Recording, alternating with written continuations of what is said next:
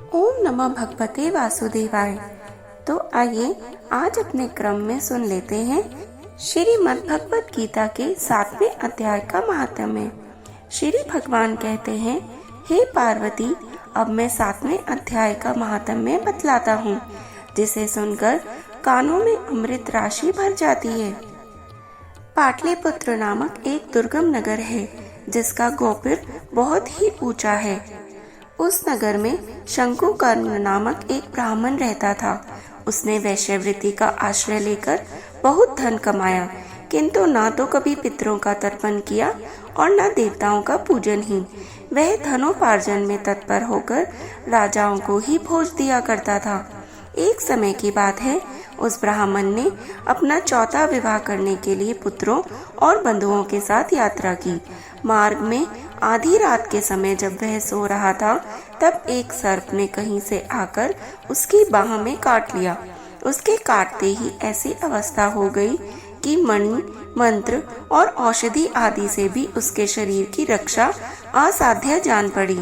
तत्पश्चात कुछ ही क्षणों में उसके प्राण पखेरु उड़ गए और वह प्रेत बन गया। फिर बहुत समय के बाद वह प्रेत सर्प योनि में उत्पन्न हुआ।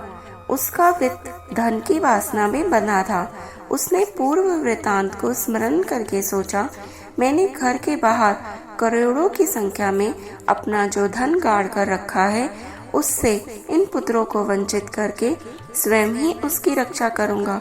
सांप की योनि से पीड़ित होकर पिता ने एक दिन स्वप्न में अपने पुत्रों के समक्ष आकर अपना मनोभाव बताया। तब उसके पुत्रों ने सवेरे उठकर बड़े विस्मय के साथ एक दूसरे से स्वप्न की बातें कही। उनमें से मंझला पुत्र कुदाल हाथ में लिए घर से निकला और जहां उसके पिता सर्प योनि धारण करके रहते थे, उस स्थान पर गया। यद्यपि उसे धन के स्थान का ठीक ठीक पता नहीं था, तो भी उसने चिन्हों से उसका ठीक निश्चय कर लिया और लोक बुद्धि से वहां पहुंचकर बांबी को खोदना आरंभ किया। तब उस बांबी से बड़ा भयानक सांप प्रकट हुआ और बोला, ओ मूढ़, तू कौन है? किस लिए आया है? यह बिल क्यों खोद रहा है? किसने तुझे भेजा है? ये सारी बातें मेरे सामने बता। पुत्र, मैं आपका पुत्र हूँ। मेरा नाम शिव है। मैं रात्रि में देखे हुए स्वप्न से विस्मित होकर यहाँ का सुवर्ण लेने के कौतूहल से आया हूँ। पुत्र की यह वाणी सुनकर वह सांप हंसता हुआ उच्च स्वर से इस प्रकार स्पष्ट वचन बोला, यदि तू मेरा पुत्र है तो मुझे शीघ्र ही बंधन से मुक्त कर। मैं अपने पूर्व जन्म के गाड़े हुए धन के लिए ही सर्प योनि में उत्पन्न हुआ हूँ। पुत्र, पिताजी, आपकी मुक्ति कैसे होगी, इसका उपाय मुझे बतलाइए, क्योंकि मैं इस रात में सब लोगों को छोड़कर आपके पास आया हूँ। पिता, बेटा, गीता के अमृत में 7वें अध्याय को छोड़कर मुझे मुक्त करने में तीर्थ, दान, तप और यज्ञ भी सर्वथा समर्थ नहीं है। केवल गीता का 7वां अध्याय ही प्राणियों के जरा, मृत्यु आदि दुखों को दूर करने वाला है। पुत्र, मेरे श्राद्ध के दिन गीता के 7वें अध्याय का पाठ करने वाले ब्राह्मण को श्रद्धा पूर्वक भोजन कराओ। इससे निसंदेह मेरी मुक्ति हो जाएगी। वत्स, अपनी शक्ति के अनुसार पूर्ण श्रद्धा के साथ निर्व्यसी और वेद विद्या में प्रवीण अन्य ब्राह्मणों को भी भोजन कराना। सर्प योनि में पड़े हुए पिता के ये वचन सुनकर सभी पुत्रों ने उसकी आज्ञा अनुसार तथा उससे और भी अधिक किया। तब शंकुकर्ण ने अपने सर्प शरीर को त्याग कर दिव्य देह धारण किया और सारा धन पुत्रों के अधीन कर दिया। पिता ने करोड़ों की संख्या में जो धन उनमें बांट दिया था, उससे वे पुत्र बहुत प्रसन्न हुए। उनकी बुद्धि धर्म में लगी हुई थी, इसलिए उन्होंने बावली, कुएं, पोखरे, यज्ञ तथा देव मंदिर के लिए उस धन का उपयोग किया और अन्नशाला भी बनवाई। तत्पश्चात 7वें अध्याय का सदा जप करते हुए उन्होंने मोक्ष प्राप्त किया। हे पार्वती, यह तुम्हें 7वें अध्याय का महात्म्य बतलाया, जिसके श्रवण मात्र से मानव सब पातकों से मुक्त हो जाता है। हर हर महादेव। तो आइए भक्तों, ऐसे 7वें अध्याय का हम भी श्रवण कर लेते हैं। श्रीमद् भगवद गीता अध्याय 7। परम प्रभु ने कहा, हे अर्जुन, अब यह सुनो कि भक्ति योग के अभ्यास द्वारा और मेरी शरण ग्रहण करके मन को केवल मुझ में अनुरक्त करके और संदेह मुक्त होकर तुम मुझे कैसे पूर्णतया जान सकते हो। अब मैं तुम्हारे समक्ष इस ज्ञान और विज्ञान को पूर्णतः प्रकट करूंगा, जिसको जान लेने पर इस संसार में तुम्हारे जानने के लिए और कुछ भी शेष नहीं रहेगा। हजारों में से कोई एक मनुष्य सिद्धि के लिए प्रयत्न करता है और सिद्धि प्राप्त करने वालों में से कोई एक विरला ही वास्तव में मुझे जान पाता है। पृथ्वी, जल, अग्नि, वायु, आकाश, मन, बुद्धि और अहंकार, ये सब मेरी प्राकृतिक शक्ति के 8 तत्व हैं। ये मेरी अपरा शक्ति हैं, किंतु हे महाबाहु अर्जुन, इनसे अतिरिक्त मेरी पराशक्ति है।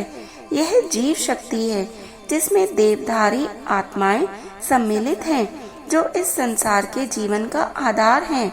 यह जान लो कि सभी प्राणी मेरी इन 2 शक्तियों द्वारा उत्पन्न होते हैं। मैं संपूर्ण सृष्टि का मूल कारण हूँ और ये पुनः मुझ में विलीन हो जाती हैं। हे अर्जुन, मुझसे श्रेष्ठ कोई नहीं है।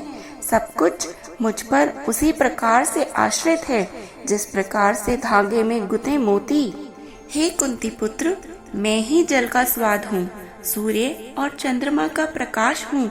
मैं वैदिक मंत्रों में पवित्र अक्षर ओम हूँ। मैं ही अंतरिक्ष की ध्वनि और मनुष्यों में सामर्थ्य हूँ।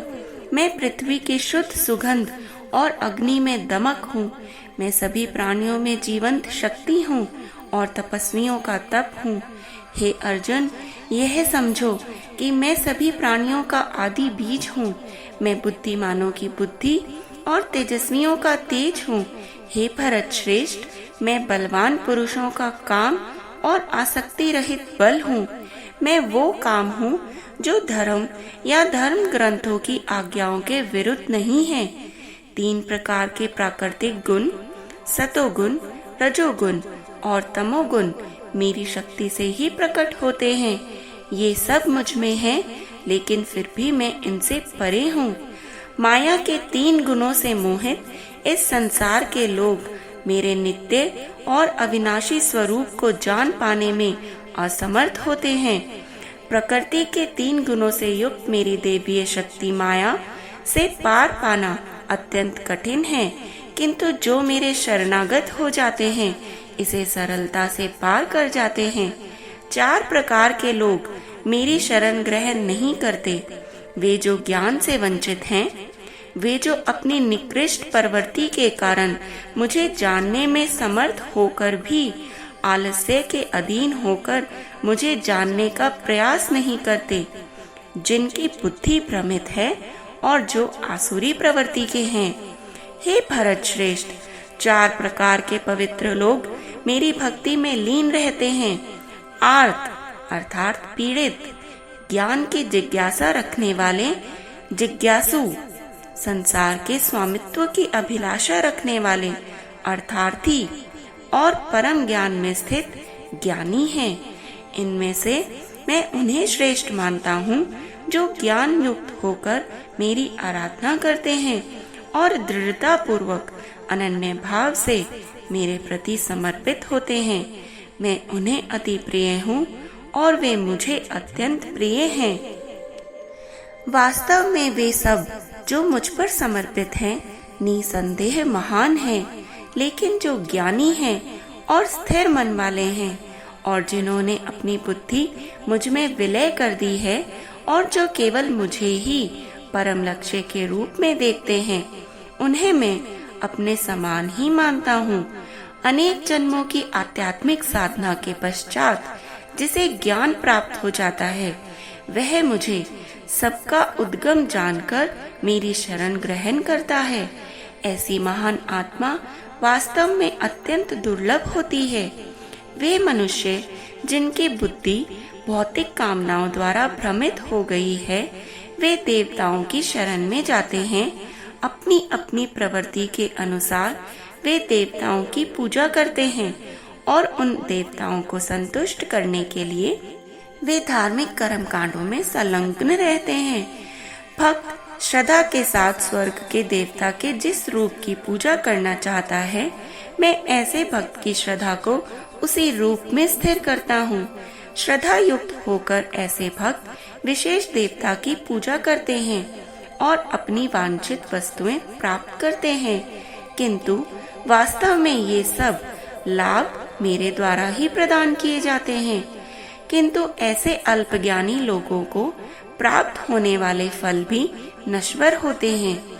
जो लोग देवताओं की पूजा करते हैं वे देवलोकों को जाते हैं, जबकि मेरे भक्त मेरे लोक को प्राप्त करते हैं।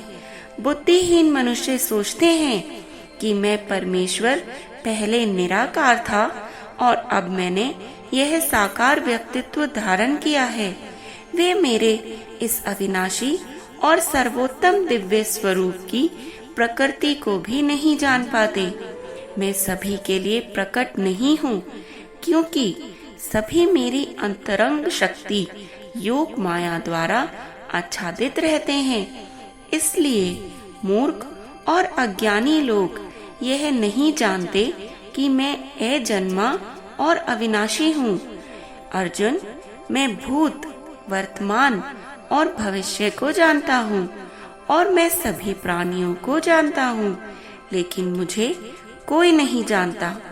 हे भरतवंशी, इच्छा तथा घृणा के द्वंद्व मोह से उत्पन्न होते हैं। हे शत्रु विजेता, भौतिक जगत में समस्त जीव जन्म से इन्हीं से मोहग्रस्त होते हैं, लेकिन पुण्य कर्मों में संलग्न रहने से जिन व्यक्तियों के पाप नष्ट हो जाते हैं वे मोह के द्वंद्वों से मुक्त हो जाते हैं। ऐसे लोग दृढ़ संकल्प के साथ मेरी पूजा करते हैं। जो मेरी शरण ग्रहण करते हैं वे बुढ़ापे और मृत्यु से छुटकारा पाने की चेष्टा करते हैं। वे ब्रह्म, अपनी आत्मा और समस्त कार्मिक गतिविधियों के क्षेत्र को जान पाते हैं। वे जो मुझे अधिभूत प्रकृति के तत्व के सिद्धांत और अधिदेव देवतागण तथा अधियज्ञ यज्ञों के नियामक के रूप में जानते हैं, ऐसी प्रबुद्ध आत्माएं सदैव यहाँ तक कि अपनी मृत्यु के समय भी मेरी पूर्ण चेतना में लीन रहती हैं। हरे कृष्णा कृष्ण कृष्ण हरे हरे।